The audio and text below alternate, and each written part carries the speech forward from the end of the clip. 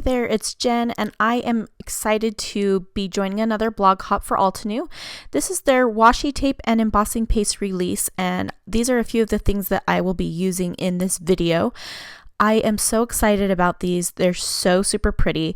I'm going to mostly focus on the Botanical Rhapsody washi tape, which is that large black and white one. But I'm going to start with using some of this new embossing paste on my background. I'm using a piece of Vicky Bouton mixed media paper for my background, and I am just using the Dahlia stencil. There's a stencil A and a stencil B. B is the layering piece, and that's what I'm using here. And I am just kind of creating a messy look on the background of my layout. I let that dry, and while it's drying, I am going to put my washi tape on these 6x6 papers from the Alluring Blooms paper pack. And this washi tape is like 7 inches wide, so it fits perfectly on the 6x6 papers. And I just wanted to do that to put some color behind these, and I'm going to fussy cut them out.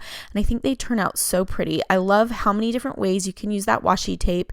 You could use it straight to a background. You could use it like I did. You could fussy cut them and use them black and white. It all works.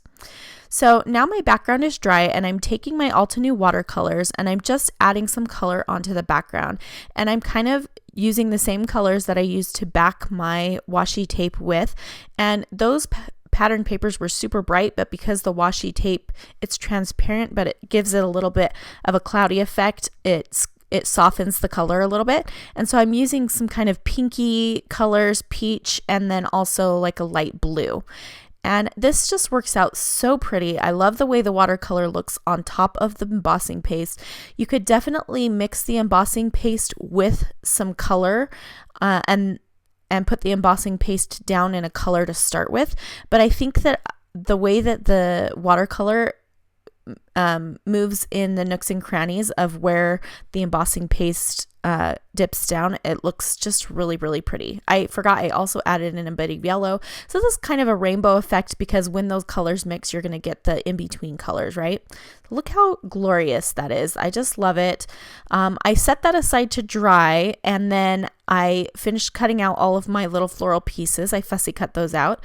And now I'm using some alphabets from the Live Your Dream scrapbooking collection, and I am just creating my title. So this is a photo, an older photo of my daughter and my niece, and they are just sitting there, the cutest. I didn't even ask them to do that. I did a little photo shoot this day, and they just looked so cute on this little rock. We were at the Thanksgiving Point Botanical Gardens, and it's just really pretty there. I don't think it's called Botanical Gardens. Anyway, we were at the gardens, and I came across this photo and realized they are still close like this. This was years ago.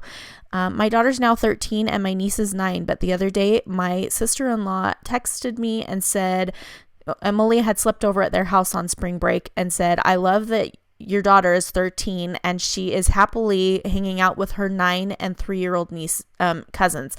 And that just made my heart happy. And so I wanted to document that story with this photo. And so here you can see I just popped my photo up, and I'm now gluing down these pieces, and I'm kind of matching up the colors to the colors on the background. So I'm putting the blue flowers over on the blue side where that color is. And I am using liquid glue because I don't want these to come off. When you do mixed media on the background, sometimes adhesive doesn't like to stick to it. So you're usually pretty safe with a liquid glue. So I'm just trying to decide how exactly I want to place these floral pieces onto my background. I want it to curve around the photo, but I don't want it to look too boxy. And I thought about adding in some chipboard pieces from the Live Your Dream collection, but I didn't. I don't know if I mentioned, I think I did, that the paper that I backed the washi tape with was from the Alluring Blooms 6x6 paper pack. Love it.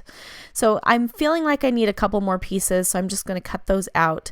And I moved the washi tape. The awesome thing about the washi tape is that you can peel it up. So I peeled some of it up and then put a little piece on that I wanted to cut out onto a different area on the paper. And I just felt like I needed a little piece I could tuck in down there at the bottom to fill in that space, and then another little blue piece at the side. And so I'm going to put my title, I'm going to stack it on top of each other, and I wanted to use this stamp, and it's from the Everyday Doodle stamp set, and I'm going to stamp it on this die cut, which is also from the Live Your Dream Scrapbook collection. I'm going to actually emboss it. So I'm stamping with some Versamark ink, and then I'm going to use some white embossing powder and just shake that on, and then I will use my heat tool to melt that. And I think it says "You Are My Happy." We'll just pouring that back in there, and now I heat it up. And I like the way that the white on there, you can still definitely see it, but it's a little bit more subtle. I have a lot of black going, well, I don't have a lot of black. I wanted to keep this soft even though I have pops of black. And so, oh, it says "You Make My Heart Happy." And so instead of embossing that in black or stamping it in black, I liked the white on there because it just felt more airy. So I'm looking for something else I can place in that space between Still Close and "You Make My Heart Happy." And I'm kind of nestling those pieces in, and so it didn't work for me to put those right next to each other. I needed to find something to fill in the blanks. So I just grabbed some stickers from my stash to do that. And now I have written my journaling on these little white label stickers, and I'm just sticking it onto the background, and I'm just telling that story of my sister-in-law sending me that text, which I absolutely loved.